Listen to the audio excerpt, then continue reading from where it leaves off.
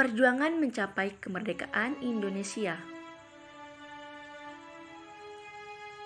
Sebelumnya, Indonesia pernah dijajah oleh Belanda selama 350 tahun. Kemudian, kekuasaan pun beralih ke tangan Jepang, yang dimana saat Jepang menjajah Indonesia sangat kejam dibanding negara Belanda. Jepang berjanji akan memberikan kemerdekaan. Pengumuman itu disampaikan oleh Perdana Menteri Kaiso. Sebagai perwujudannya, pada 1 Maret 1945, Jepang membentuk Badan Penyelidik Usaha-Usaha Persiapan Kemerdekaan Indonesia atau dalam bahasa Jepangnya Dokuritsu Junbi Kosakai.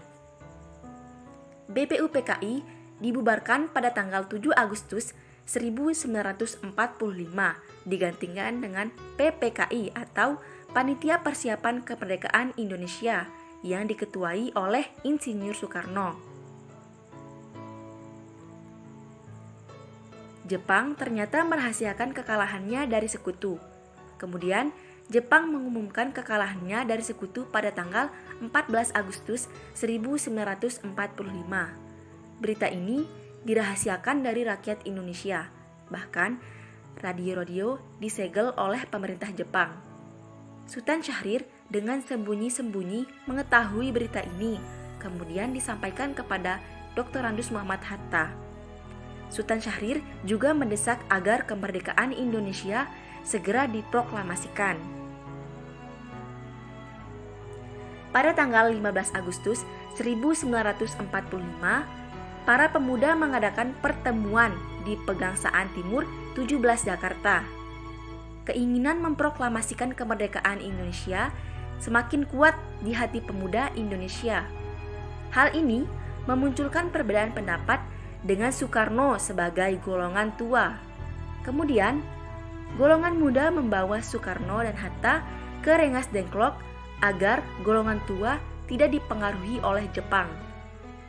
Golongan muda bersepakat dengan golongan tua. Mereka sepakat proklamasi kemerdekaan Indonesia dilaksanakan pada tanggal 17 Agustus 1945. Ahmad Subarjo menyarankan agar perundingan dilaksanakan di Jalan Imam Bonjol nomor 1, tepatnya di rumah Laksamana Tadashi. Kemudian, teks proklamasi diketik oleh Sayuti Malik yang ditandatangani oleh Soekarno-Hatta atas nama bangsa Indonesia. Pada tanggal 17 Agustus 1945 di rumah Insinyur Soekarno, sudah banyak pemuda yang berkumpul. Mereka menyiapkan upacara proklamasi kemerdekaan Indonesia. Kodanko Latif Hendradiningrat dan Sudanko Arifin bertugas untuk menjaga keamanan. Suhud menyiapkan tiang bendera dari bambu. Bendera merah putih yang akan dikibarkan adalah hasil jahitan tangan Ibu Fatmawati. Tepat pukul 10 waktu Indonesia Barat, Insinyur Soekarno didampingi Muhammad Hatta membacakan naskah proklamasi. Upacara berlangsung dengan hikmat. Dilanjutkan dengan pengibaran bendera merah putih oleh Latif Hendradiningrat dan Suhud. Semua peserta spontan menyanyikan lagu Indonesia Raya.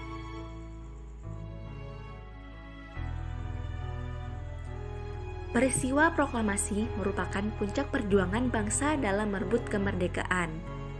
Berita kemerdekaan Indonesia terdengar ke seluruh dunia. Berita proklamasi ini disiarkan melalui Radio Domei, yaitu kantor berita Jepang. Rakyat menyambutnya dengan semangat juang yang tinggi setelah menanti begitu lama untuk hidup di dalam kesengsaraan. Kemerdekaan Indonesia bukanlah pemberian atau hadiah dari penjajah, melainkan murni hasil perjuangan seluruh rakyat Indonesia. Banyak pengorbanan, baik harta, raga, bahkan jiwa yang disumbangkan para pejuang terwujudnya kemerdekaan. Berjuta putra-putri terbaik telah gugur sebagai kusuma bangsa. Tokoh-tokoh penting dalam menyusun dan mempersiapkan kemerdekaan Indonesia. Yang pertama, Insinyur Soekarno dan Dr. Randus Muhammad Hatta sebagai perumus teks proklamasi sekaligus sebagai proklamator kemerdekaan Indonesia. Yang kedua, Heru Saleh, Suharni, Latif Hendradiningrat, dan Sayuti Malik, mereka aktif mempersiapkan kemerdekaan Indonesia. Yang ketiga, Ibu Fatmawati sebagai penjahit bendera merah putih yang dikibarkan pada tanggal 17 Agustus 1945. Yang keempat, Latif Hendradiningrat dan Suhud sebagai pengibar bendera Indonesia. Yang kelima, Sayuti Malik sebagai pengetik naskah proklamasi.